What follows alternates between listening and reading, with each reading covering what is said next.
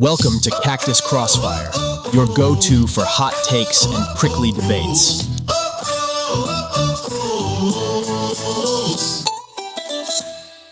Welcome into another exciting edition of Cactus Crossfire. I am one of your hosts, Sisto, Abeyta, and with me as always is my co-host, Eddie Ableser. Eddie, where are you at?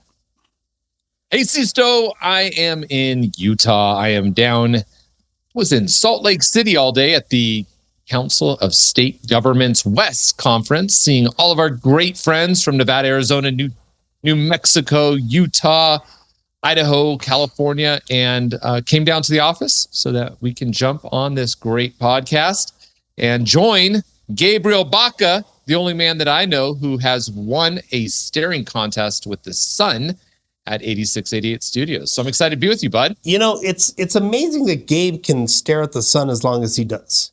And he doesn't tan. That's the part that I'm interested in, is he doesn't tan. I tan darker than Gabe. I don't know what's going on. But I think it's an SPF 75 he puts on his face. Might be that. So it's been a while since you and I have seen each other. And, we got a lot going on. We've got a whole jam-packed episode. And we've got our rapid fire, no fluff, Southwest lens of what's going on in the West and what's been happening with folks. And, we're going to be talking about, quite a few things about your favorite subject, the Democratic Party, coalitions that exist within the Democratic Party, why they're important. And then at the same time, we're going to talk about, why is Eddie a Democrat? He keeps saying he's not a Democrat. He is a Democrat. We don't know, but we're going to dive into it today. Don't close me in, Sisto. Don't lock me in. I mean, listen, I got those questions as well. But viewers, listeners, see what Sisto did there? He said, we're talking about all these great things, coalitions. I mean, basically, in my opinion, we're talking a big, stinky pile of poop and putting some sugar on top of that and seeing, does that taste palatable to the Democratic Party? I don't think so, Sisto. Well, I don't know if it's a big pile of poop, Eddie. I think it's I think it's your palate that's tasting all the poop. And I think honestly, Eddie, it's probably because you're an elected official. So you're used to eating crow and eating shit every now and then. Yeah, so listen. There you go. Shit sandwiches were a delicacy when I was a legislature. You were in the minority. Often. You were in the minority. You were. Every single day, that's what was served up to me. I'd walk in there and Speaker of the House would be like, Eddie, here you go. Yep, there you go. So, we're talking about the elections that just passed. We've heard a lot about in Democratic primaries how there has been a little bit of an ideological shift with the types of candidates who were elected, the emergence of democratic socialism and of that movement as well. So, Eddie, let's jump right into it. What do you got? I mean, it's, Sisto, you were in Santa Fe. I'm on here by myself. This is after the Maine elections, and we're talking through what happened up there in Maine, right? The governor of Maine, this amazing woman, Janet Mills, she was on the ballot, right? Everyone loves this woman. Democratic candidate, female candidate. I mean, listen, our Democratic complex does not get more specific than trying to elect females, right? Mm-hmm. But no, they found this guy, unearthed this oyster farmer who's never had a job apparently in his entire life, that has Nazi propaganda signals all over his body. He hustle himself, right? Mr. Graham Planter. And everyone's thinking, this guy's great. He's awesome. He's going to give, Susan Collins a run for her money up in Maine. Everyone in the Democratic circles were calling out the institution, saying, back away from this guy. Stop. Alert, red flags left and right. I mean, big red lights blinking. Fetterman called him the dirtbag candidate, right? You had everyone, Carville's coming out like, this is disgusting. Why do we have this guy? And then what happens? What we all knew was going to happen, Sisto, right? I walk away singing my song by Dashboard Confessionals, Vindicated, because hell yeah, I feel vindicated, Sisto, that we're all calling attention to this loser this dirtbag who now, just because now this unearthed evidence that he was assaulting women that he was dating, and now all of a sudden the entire Democratic complex has turned against him. Who knows if he's going to withdraw his name? He hasn't done it yet. No, he didn't. As of this recording? No, did he do it this? He did it yesterday. Oh, he withdrew his name. So now the party is in a weird spot. They're not going to have any momentum, any excitement. They could have had Janet Mills as an opportunity to take that seat. But because Janet Mills is a moderate voice, a thoughtful thinker, someone who governed the state with integrity and respect, that doesn't lend itself to Das Socialism from the Democratic Party, right? And so they revolted and they rejected her. So yeah, hell yeah, I feel vindicated. We've been preaching against this guy for months. Well, and then lo and behold, what happened? Yeah, but let's dig into it, Eddie. Okay, let's dig into this whole idea of quality candidates in elections.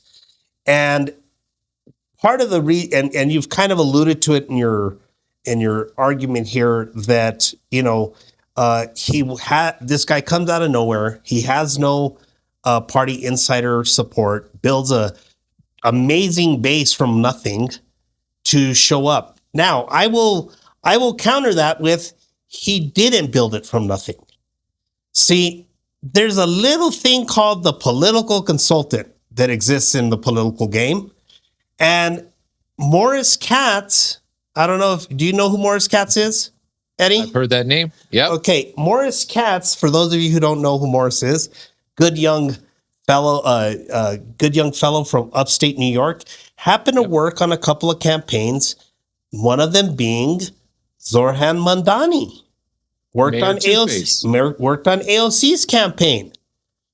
And they sent him into these target districts looking for people that they could grab a hold of that had a great story that they could tell and help them raise money. Now, the amazing part about your friend Graham Planter is that Graham was actually very successful in raising a butt ton of money. But where did the money come from? It came from the same people who give money to Zoran Mandani and to Graham and to AOC. AOC. And so what you have seen is this mobilization by the Mandani faction in the eastern part of the U.S.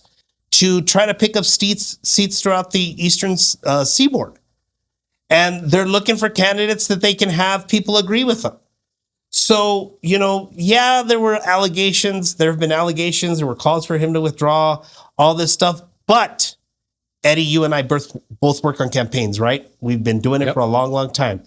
Let me ask you something. When you meet with a candidate for the first time, what was the most important question you ask them?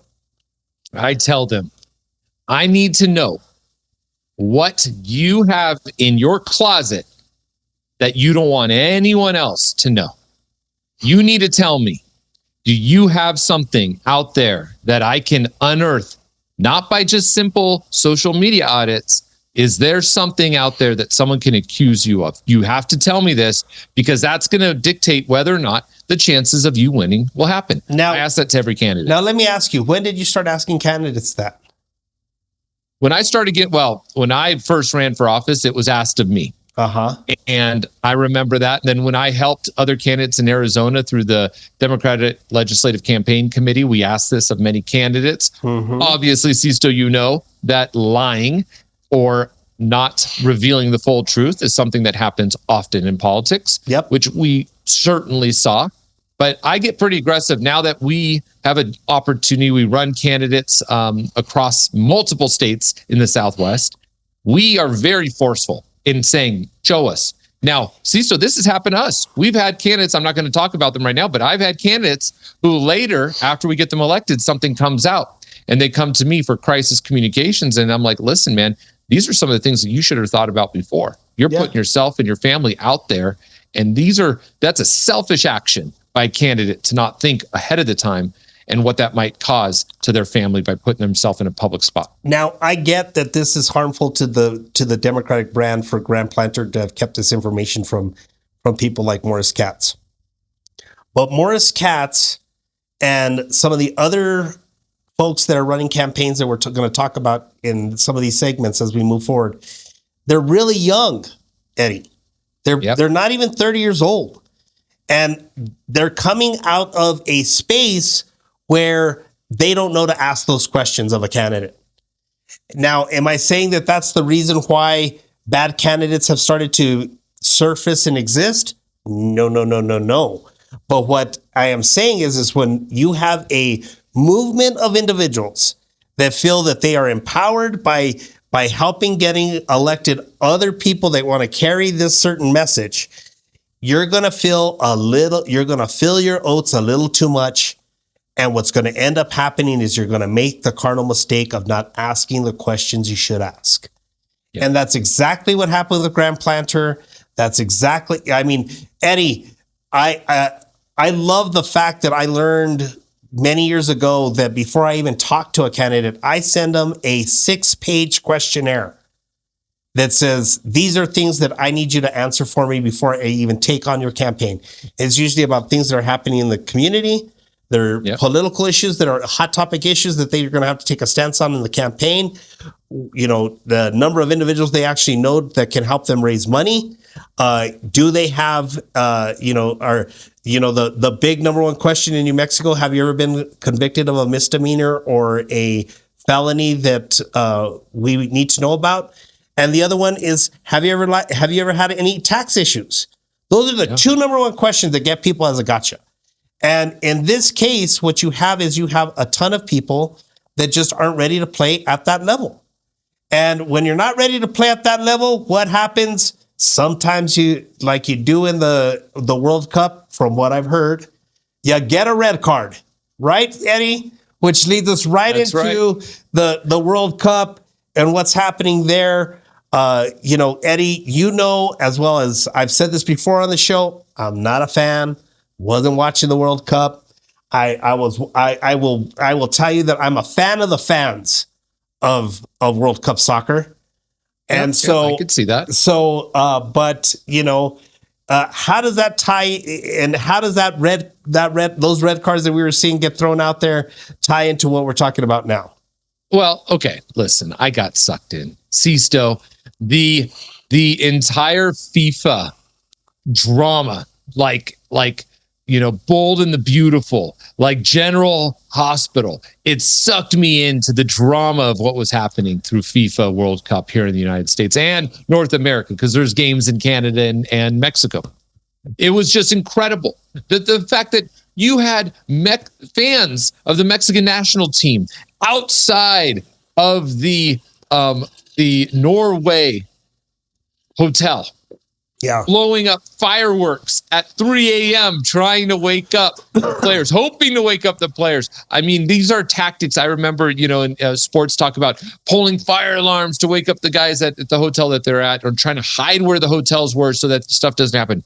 Listen, FIFA got to a point where there was so much great, fabulous drama going on, and it was enjoyable. I got sucked in. I'm one of those guys. I admit it. I'm not afraid to admit it. I was totally influenced by this 2026 FIFA World Cup, and I caught the USA phrase. I was Team USA. I was watching these guys. Flo Balogun, I was in love with that guy. And listen, that last game when they played Bosnia-Herzegovina, and Flo's going up for a ball, and he's falling down, and he's trying to get himself, so he falls down. His foot. You're not allowed to spike someone. I get it. But his foot came down inadvertently on the back of some random Bosnia-Herzegovina player. Who cares? He's useless. He doesn't matter, right? But Flo matters. Well, but comes down on it. And this guy, they go on. They're playing. Nothing happens. And then they take a break, as every football player does. They cry when a butterfly lands on their shoulder. So they're crying on the ground. And then they go to VAR, this stupid symbol, right? The universal symbol of stupidity. And they go forward, and the ref looks at it frame by frame, looking at all this crap, and he pulls out a late red card, kicks Flo off the what is it, the pitch? Off the is that pitch. What they call it? Yep. Kicks him off the pitch, and then he loses, not able to play the next game. Just a bunch of Baloney. But Baloney. But in regards to that comparison to what we just talked about, Eddie, okay, it's that slowing down of an evaluation of a candidate. It's that slowing down of an evaluation of a player. But at the end of the day, who's making the call? And who makes that call of whether or not this is a good candidate or that's a bad candidate? And sometimes, Eddie, that person who makes the call just happens to be the political consultant who's issuing the cards. Because in all of this dynamic that we just talked about, right?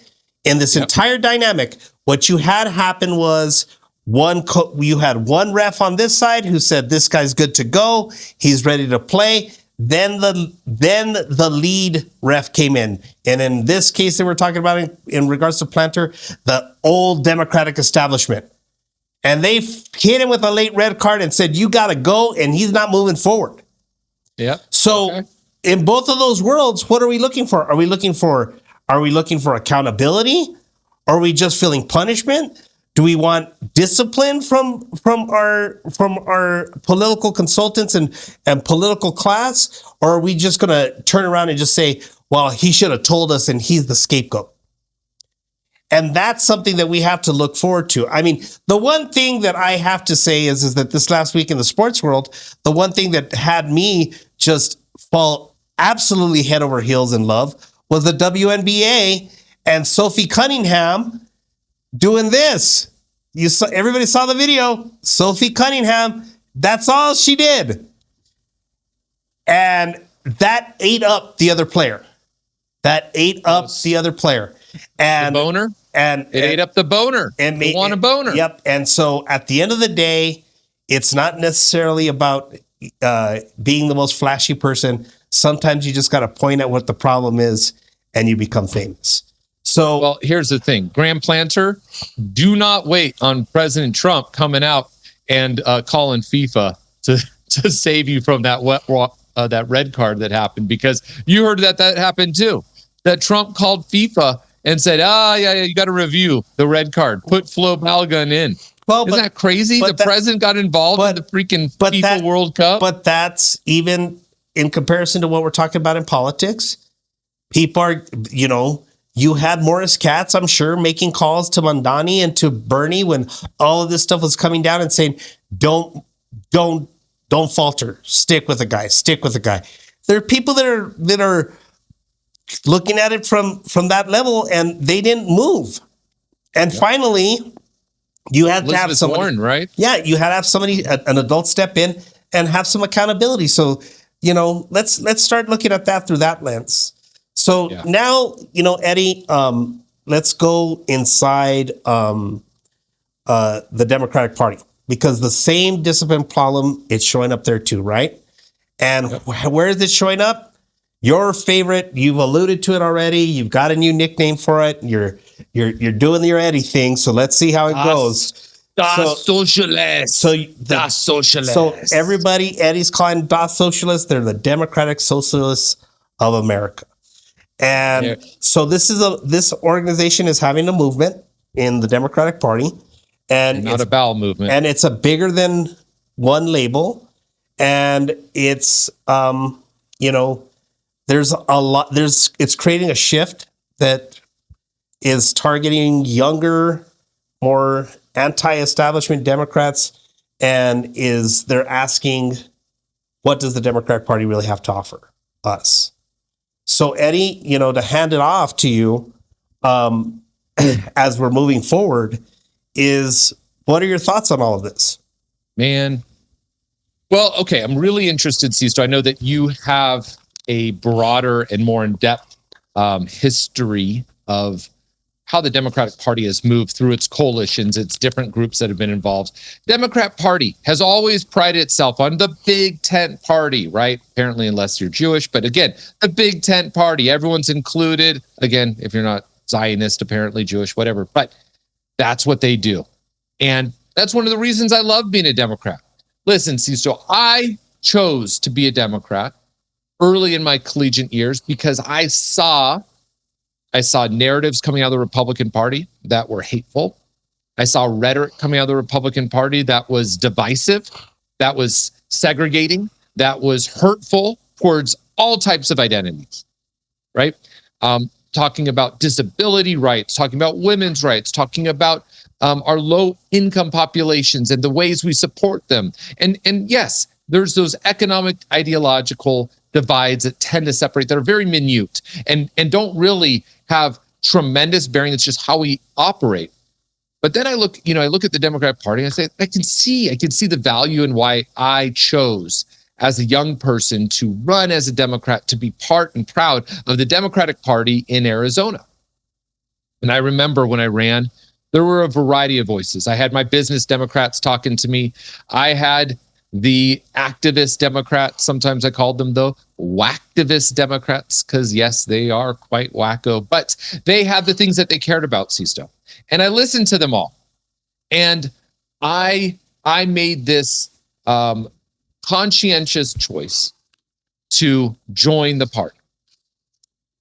Today, I don't know what's going on. I'm looking at it and I'm saying, well, why am I a Democrat?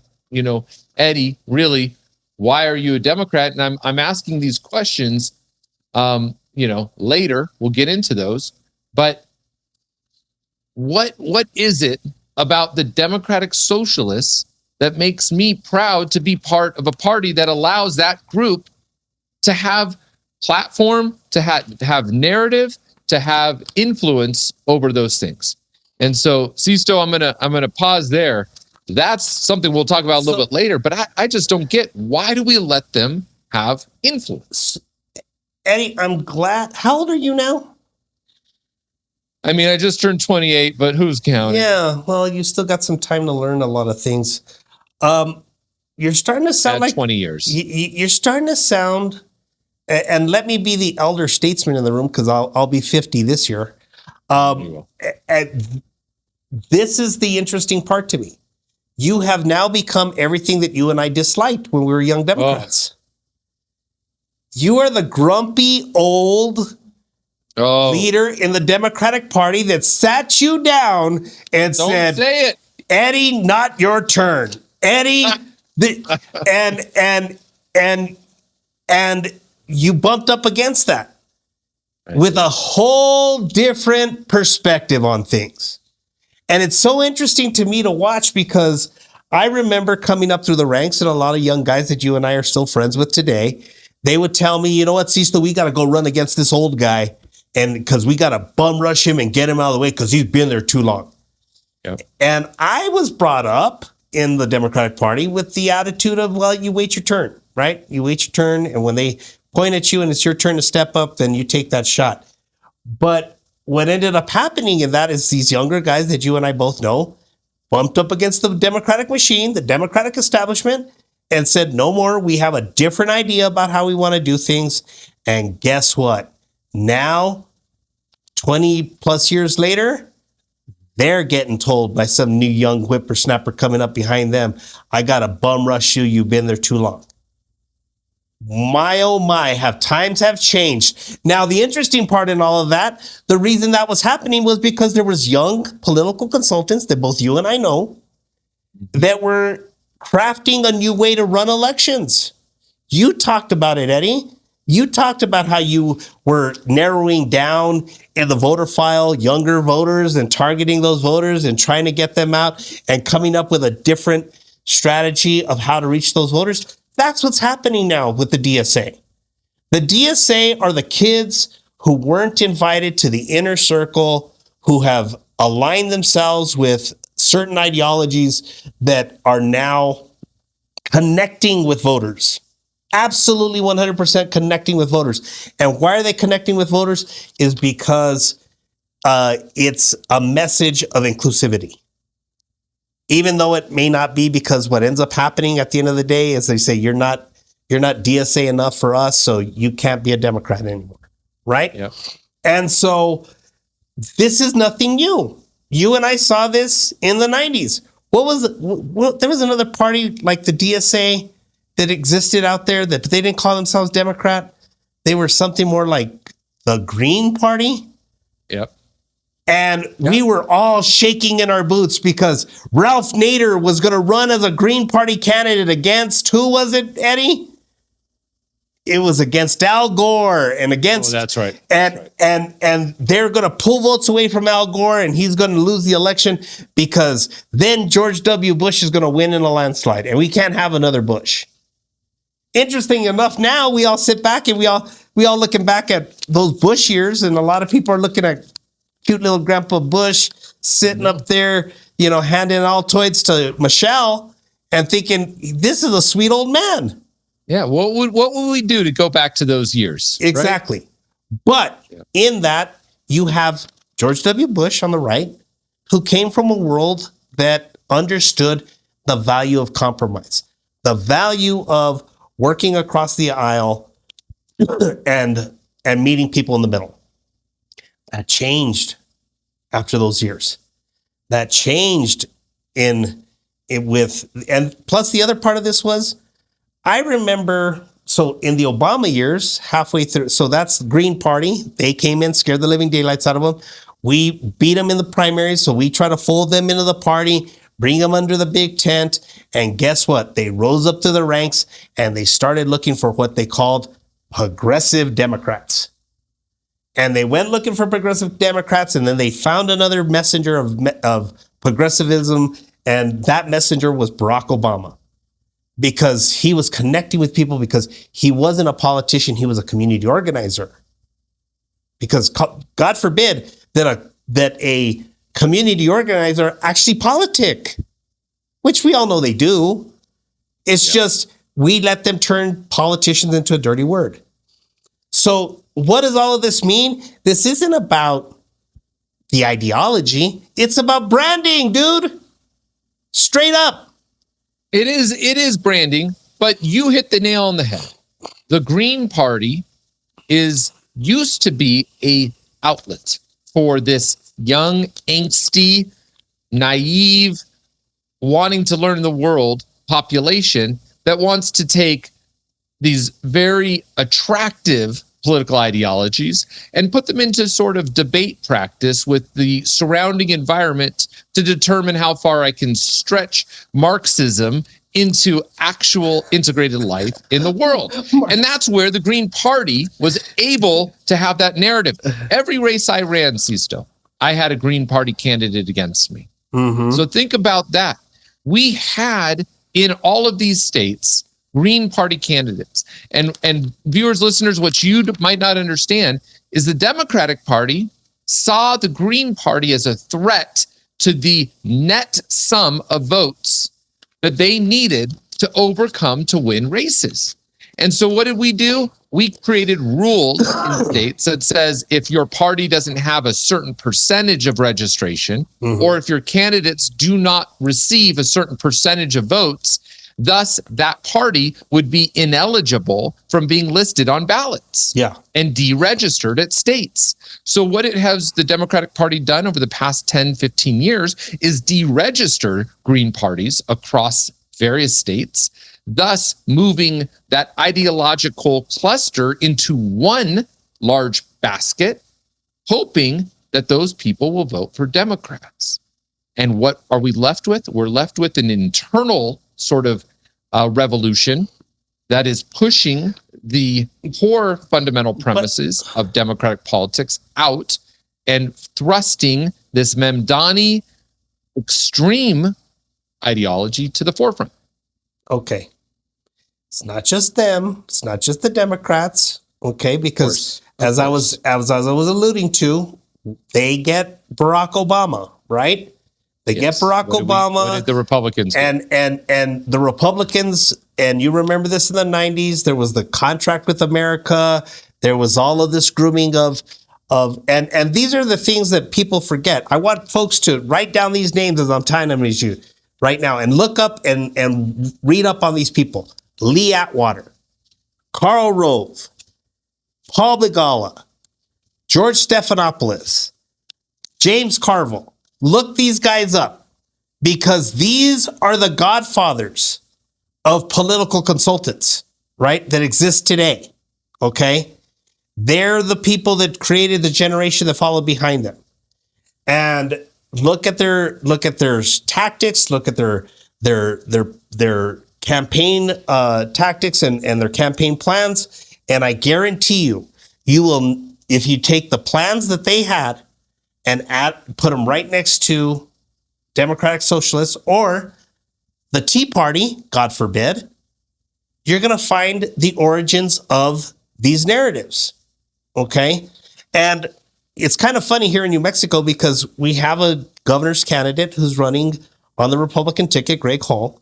When he ran for mayor, he ran during that time of the Tea Party revolution in Sandoval County and was supported very strongly by the Tea Party. And the Tea Party was what? They took their name from the Boston Tea Party and they're going to throw over the tea into the Boston Harbor, unlike the people that were there for the World Cup who just drank all the beer. But that were going to throw their tea into the Boston Harbor, and because they were being taxed by Britain and they didn't feel it was the right thing to do, which led to the American Revolution. Interestingly enough, Greg Hall gets elected mayor. And all of a sudden, in Rio Rancho, they start having municipal elections. And what are they trying to pass in municipal elections? Bonds. And what do bonds pay for? Roads, parks, hospitals. Guess what the Tea Party starts doing in Rio Rancho? Voting down bonds that would have paid for their roads to get paved. And Greg Hall had to step back as a mayor and say, whoa, wait a minute. I can't, you mean to tell me I can't just raise taxes we don't have enough of a tax base to do this on our own? We have to actually incentivize businesses to move to Rio Rancho to build and all these things. And once he realized the dirty of governance, he did what he needed to do. So all of these movements talk about in the paradigm of an election what they're going to do, but it necessarily really translates into actual policies. You keep talking about your friend and Zohan Mandani, and everybody keeps, proclaiming how he saved New York from having a budget deficit. He took out a loan. Yeah, alone, and the state of New York. New York bailed him out. Bailed him out. Yeah. And so the taxpayers outside of New York City are paying for the debt and deficit that Mayor Two-Face Mandani has built up. But that's the thing. The fights within both tents are there. And the factions fight inside the tent. And what is happening is who's coming out of the tent are not people who look like you and me anymore because, I hate to say it, Eddie. Let me ask you this, Eddie. In the last couple of years, when was the last time you were at a Democratic Party meeting? Oh, see, everybody, that's age because he can't remember when. Yes. And I can't see the notes I wrote down without glasses. And two, I can't remember what I did yesterday. And so, I did go to a Democratic Party meeting in Washoe County about 3 years ago and was working with them on some stuff, but about 3 years. Yeah. 3 years. So I will tell you that after my couple of terms, I haven't been to a Democratic Party meeting in 12 years. No, 5 years. 5 years. And I gave up my role as a ward and precinct chair. I still stayed active and involved, even though I'm a 4-term president of Young Democrats in the state of New Mexico. Nobody else has ever done that. I'm going to take that for myself. But I left my leadership role in my small little ward and precinct. And what ended up happening was just the other day, one of my tried and true Democratic stalwarts in my little community said, I am so mad that you left our community. And I'm like, why?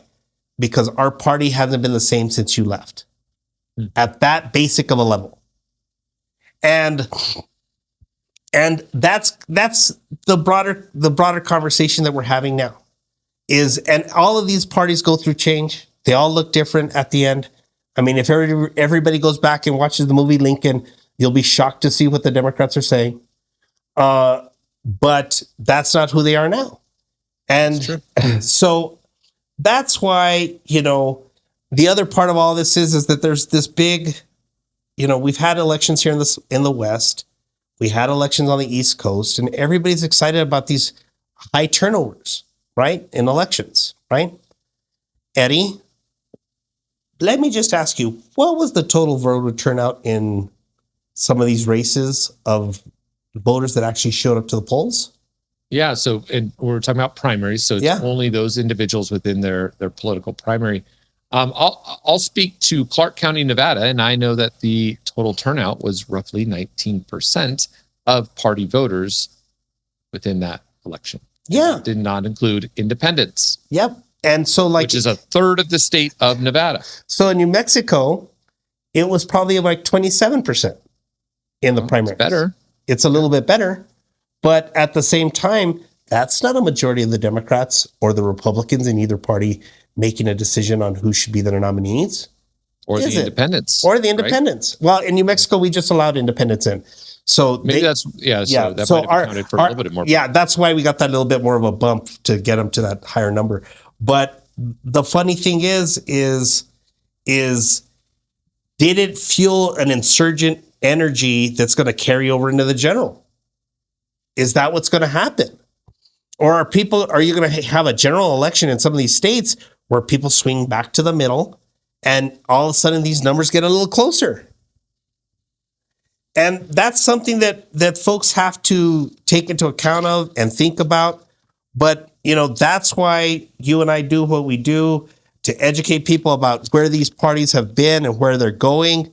But at the same time, as I was picking on my young friend over there, my baby-faced killer, we're into our segment now of Eddie says I'm not a Democrat sometimes.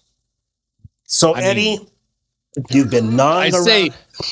Let's say, why am I a Democrat? Mm-hmm. No, seriously. Why am I a Democrat? Okay. And so let's go into this segment. And I've been thinking about this segment. We are videoing this, recording this podcast, not more than a week after our 250 celebration for this country, 250 years of independence from a variety of monarchies and tyrannical governments that we fled to create freedom in this country.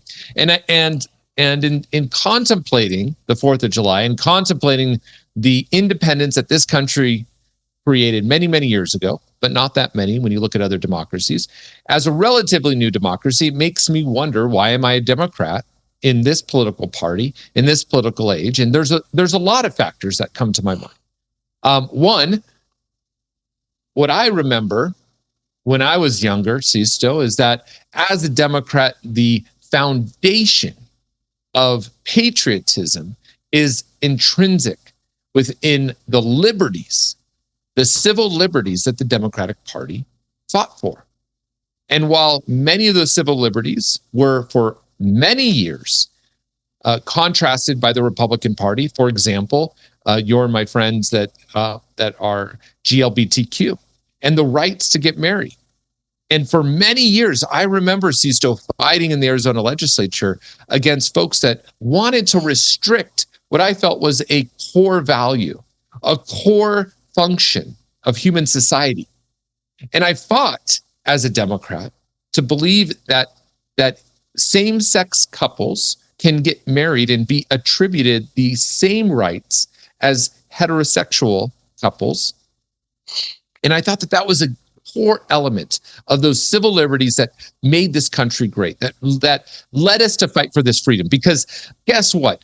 Back then, when we had this debate across the globe, and even today, you look at these regimes and monarchies and religious terrorist organizations that are running most of Middle East, and if you had for 1 second advocated for gay marriage in any of those Middle East countries, you're going to be beheaded, right? And so we pause and I stop and I say, look at how great this country is. Look at how far we came as a country to move past the rule of the Anglican Catholic Church that was so embedded in English government, British government. And so now we move forward in French government, for that matter. And we're in a country that, yes, there was the Puritanism that happened early on with our colonies and pilgrims. But as a nation, we moved forward and really, really fought for that religious freedom and core virtue. And so to me, I stopped and I analyzed the values that we got as a nation in civil liberties is what made me want to become a Democrat. I also looked at what I saw, the Democrat Party finding individuals in society who are underrepresented, who are mistreated, who for no fault that they can attribute to their own actions, but perhaps circumstantial or environmental issues that contributed to their plight, that the Democratic Party decided we need to lift up these individuals in a variety of ways. And those are the core values that I saw that we as a country established ourselves as a virtue. Why we should be proud of America. Because in America, unlike anywhere else, you can come from any background and have a pathway for tremendous success and unconscionable wealth if you put your heart, energy, wit, and ingenuity into something. That someone can create the next big app, the next big Candy Crush video game, the next big thing, and make millions upon millions of dollars.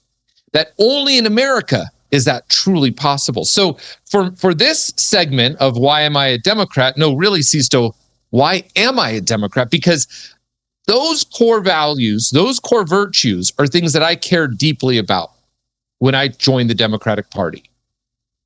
And then on July 4th, I decided to take to the Twitter sphere, the X sphere, the Facebook, collection of ideas. And I decided to talk about why I love this country, why I think America is the best country in the world right now. And honestly, the best country in the world from all of history that I could think of. And true, while we're not a utopian, while we do not meet the utmost perfection that would come in a society absent of human error, I think we're pretty damn close, Sisto. And so I went to the internet and decided to say, hey, how great is it to live in this amazing country, the greatest country in the world? And within minutes, Sisto, my feed, my messages, my responses from people that I know fairly well and a lot of trolls that I've never met before in my life decided to do what the next member of Congress from New York, Dareliza Chevalier, does, which is spit on the flag, which is just desecrate the flag, which is desecrate the importance of this country. And that's what upsets me right now and makes me call into question, Sisto, why am I a Democrat? Because I look at a lot of these people and I look at people in my party, and why are we putting up with that type of disrespect, that horrible behavior? I mean, I remember a day when people say, oh, burning the flag, that is part of your constitutional right. Sure, that's what makes this country great. Some idiot can go out and burn the flag. But you know what makes the Democratic Party great? That we would stand up and go towards that individual and stand up to them for their type of harmful behavior. And right now, I'm looking across the Democratic Party. I'm looking at my feed. I'm looking at my messages, my posts, all the comments, and all I'm seeing is everyone going out of their way to make bizarre 175-year-old excuses of why this nation isn't the greatest country in the world. And I think it's a horrible look for Democrats. I think it's a disgusting look for many of the people that I've associated with. I'm going to let you chime in a second. But to me, that's one of my big questions right now, that I am so patriotic and I love this country, but why am I associating in a party with people who disrespect something that I think should not even come close to the disrespect that they're giving it? Sisto. Well, Eddie, it's interesting to hear you dive into it, and I hear your patriotism. I hear your commitment to social change. I hear your commitment to equality. I hear your commitment to justice. All core values of the Democratic Party.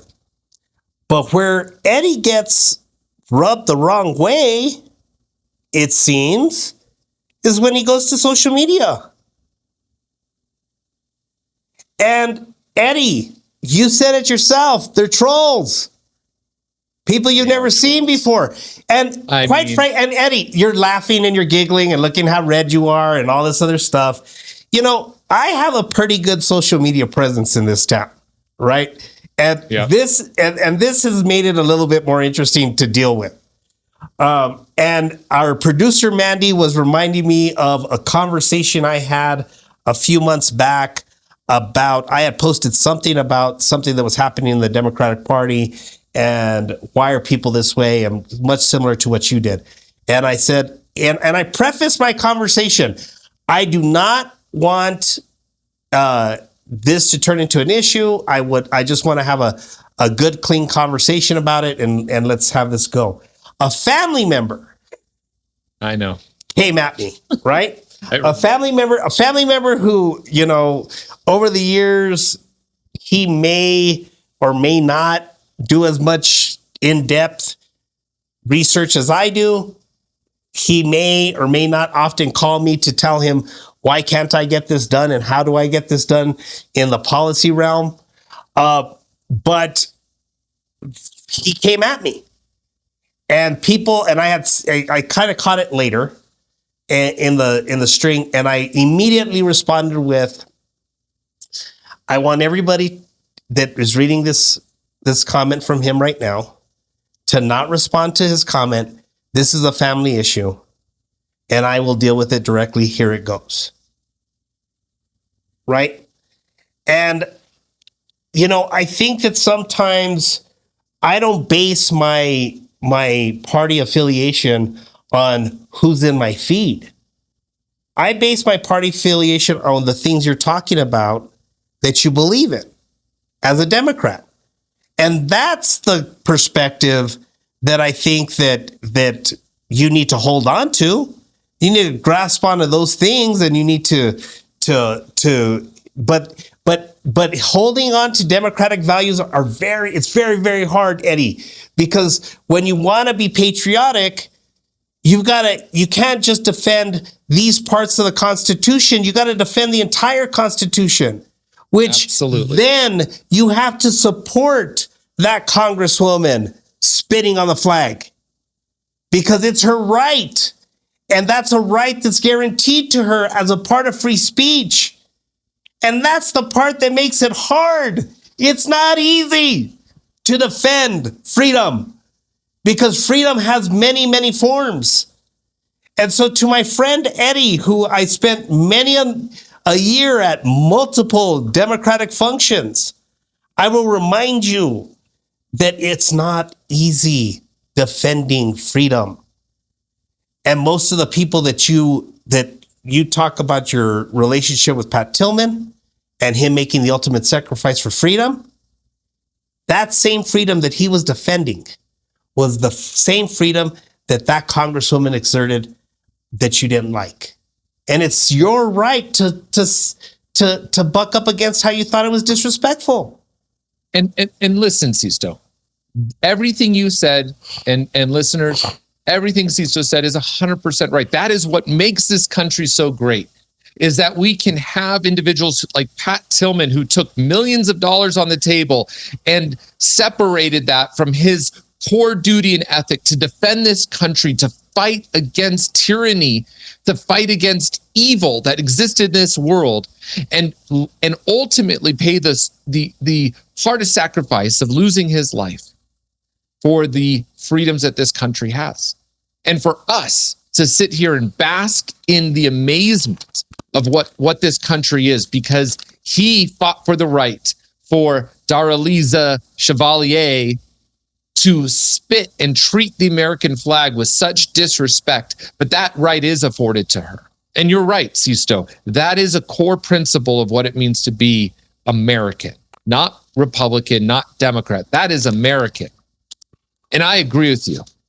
But what I struggle with is that we in the Democratic Party have chances to create platforms, to create policies, to create various rules on engagement.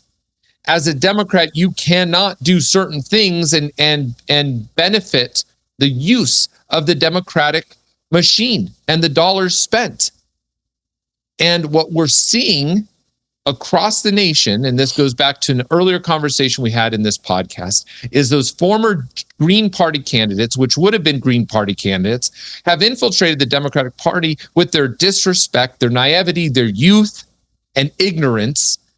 And unfortunately, that stain, Sisto, does not rub off quickly, like it happened in the Republican Party with MAGA. We've seen Republicans and the Republican Party struggle to come underneath this truly sort of oppressive ideological populism that MAGA created, and they still don't know their identity for the most part. And we see this happening with the Democratic Party. And for me, on our 250th anniversary of independence, absolutely, I believe everyone should have that right to disrespect their country, to disrespect the flag, to act in a way that they believe is afforded to them through their Bill of Rights and their freedoms. But why am I a Democrat? I want this party to maintain a level of integrity and pride in our country. I have a friend that ran for office. We're not talking about a troll. He ran for office. I supported him in Arizona. And he goes off on this diatribe on how he is so happy the U.S. men's soccer team lost. Why? Because President Trump intervened and called out FIFA on a red. Who freaking cares? Be proud of your country. Like, you remember how excited I was when the U.S. men's hockey team won the gold medal in the Olympics. And I'm still celebrating. I watched that game just a couple months ago with my son, and I cried again, knowing the outcome. But I cried again because of the pride I have in where this country has come and people who don the American flag in their jersey to celebrate the country. And then when they went to the State of the Union, and the Democrats shunning them, harming them, it's just stupidity, Sisto. Why the hell do Democrats have to create this negative association with anyone who might have some sort of connection with Trump? And that's all it is. Hearing you, Eddie, talk, and you're talking about, how you perceive the disrespect and the blatancy that's happening with these people that are on your feed. The funny part to me about that, though, Eddie, is that your answer should be things like, I'm glad I can celebrate that we have a difference of opinion. I'm glad that I can celebrate that and support you in having a difference of opinion. And it doesn't change how I reflect my opinion of you because I know you as a person, right? I mean, there's people ideologically I never will agree with, but they're good people. They're good people just trying to do the right thing. But just because we disagree on how things are gonna happen, does that have an impact on me and my party and my beliefs of my belief as a Democrat and my belief in the Democratic Party? No. I've loved the fact that over the last 20 years, I have been called a moderate Democrat. I have been called a rhino or a dino, and I have been called a progressive. All within the span of maybe 2 years. And all I'm ever going to ever call myself is a Democrat, just a Democrat. And we've gotten into this personality branding of politics in America, which is because of how we've changed the narrative and how we go about things. So at the end of the day, Eddie, you and I both know that purity tests kill coalitions every single time. And that the disagreement cannot equal betrayal inside of the coalition. It has to move into a different place. And because you're creating coalitions, eventually you have to actually deliver something. And that's where the MAGA and the DSA ends of the spectrum, because they don't want to listen to how government works. The way they think government works is a TikTok video or a 30-second reel on Instagram. Doesn't work that way. Policy is much more convoluted. I was having a conversation last night with a bunch of educators, and everybody likes to tell you that legislation, passing legislation is like making sausage. Nobody wants to know what's in it, and nobody wants to see how it's done. I disagree. Creating policy is like building a tapestry. You have the legislative intent. You have the community's intent. You have the greater public's intent. And you have to weave those all together in a way that you're able to come out with a tapestry that everybody can live with. It's not that simple to just say it's now. Yes, the policy and the committee process and the floor processes. Yeah, that's a lot like making sausage. I'll agree with you. The process itself is like making sausage. It's horrible to watch sometimes, but the policy that you build to get to there, it's a wonderful thing when you can make it work. And you can deliver it in a way that's authentic and that's realistic. The one thing that people always tell me about me, Eddie, is this: we know exactly who you are, because I don't change myself for anyone. I'm the same person here that's the same person out there. And everybody knows it. You can ask anyone about it. So with all that being said, Eddie, we're getting close to here on time. We both want our tent to be big again. We both want our tent to be inclusive again. And we want our tent to be able to include other people from other parties and come to make the right decisions for America. That's where we're at. And I would say, as I explore this, Sisto, on this question that I'm struggling with on why am I a Democrat, right? I think these are core themes. And I believe that approaching this pride in nation, not identity that drives all other things, but pride in who we have become. I think that's such an important piece. And yeah, I'm not going to answer why am I a Democrat, Sisto. I mean, really, why am I? Right now, these are the questions that have me concerned. And I'm hoping that thoughtful leaders on both sides, I want the Republican Party to fight for people like me, to put themselves in a position to say the Republican Party can be better, can do better, can also open its tent and become more of a pathway for solution. Now, I'm not sure they're there yet, but I know that while I debate this question, there's going to be other questions that I'll bring up with you. I appreciate your feedback. I appreciate your honesty in these things, but that's one of the big questions I'm having with as we're today. Signing out, those of you who watched all the way to this part, we want to hear from you. We want to know, exactly what you guys think. Do you think that political campaigns should be big tent or a disciplined tent? Is the Democratic fight about ideology, or is it about incentives and attention? And should coalition parties police factions harder or absorb them and move on? Those are three questions I want to hear from you out there. Let us know what you think. But it's time for our favorite segment.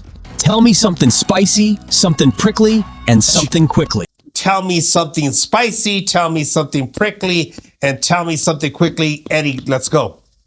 All right. My spicy take is the college students of America that are showing up to graduation and their commencement speeches and all the student body presidents and valedictorians and all these speeches across America this past summer have been critical of the university's role in growing ideas and technology that integrates AI into the workforce. And these students are so angry that AI is going to be a part of the workforce because of the tremendous fear they have over the lack of job security or job identity that they might have in the future. And my spicy take is, listen, kids, wake up, embrace AI, and use it as a tool to make your job better. We've seen this in a variety of revolutions, industrial revolutions, the mechanical revolutions, the transformation revolutions, the internet revolution. These things always pop up. And if you are so dense to realize that AI is a tool that can make you more money, make you more influential, make you more successful in your life and family, then you don't deserve to be in that field. AI is, one, here to stay. Two, a tool that you get to use. And I love what Sean Bialik, the president of Dartmouth College, came out and it's like, listen, AI is a core essential piece in what we are doing with our young people. We are no longer, we get that these youth see it as a threat, but I think that is such short-sighted thinking. So my spicy take is, young people, wake up, use these tools and stop criticizing them for your very archaic way of approaching that industry and professional service. That's my spicy take. Sisto, my prickly take. I'm very prickly. I hate soccer. I freaking hate soccer. I was pot committed to this U.S. men's national team. They're taking on the pissing boys of Belgium, right? This naked statue. The only thing that Belgium's even known for is beer, this pissing boy and waffles. And we we didn't just lose. We got beat down by the Belgians. Like, are you kidding me?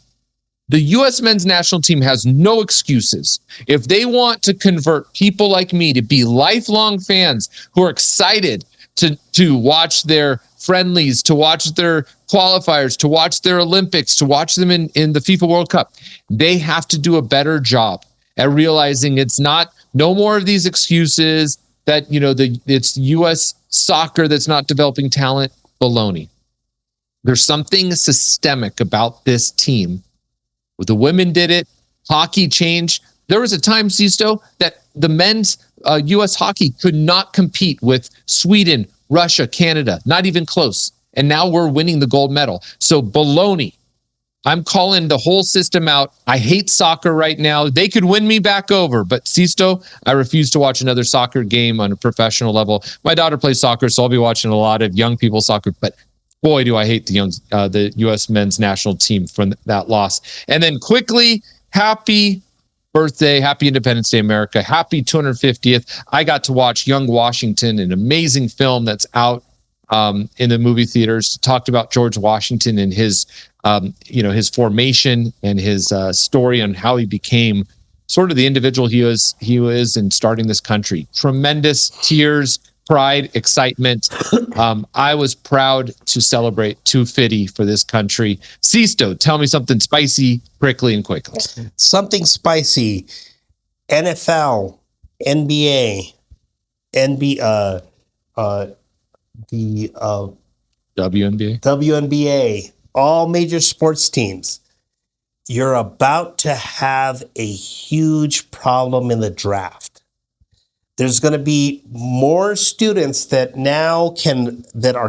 are in college that can already have the endorsement deals, that can already have their images sold on products in their local areas and make more money than they ever could by ever signing up with either any professional basketball team. And you're going to see more of those young people declining to go into the drafts and just continue on their careers as social media influencers. That's my spicy take. Something prickly. America, stop trolling Eddie. Okay? Stop trolling Eddie. I don't want to get the phone calls anymore. The guy, he's got 3 young children. I worry about him and his family. understand he's got an opinion. He's not that bad. Please stop trolling it.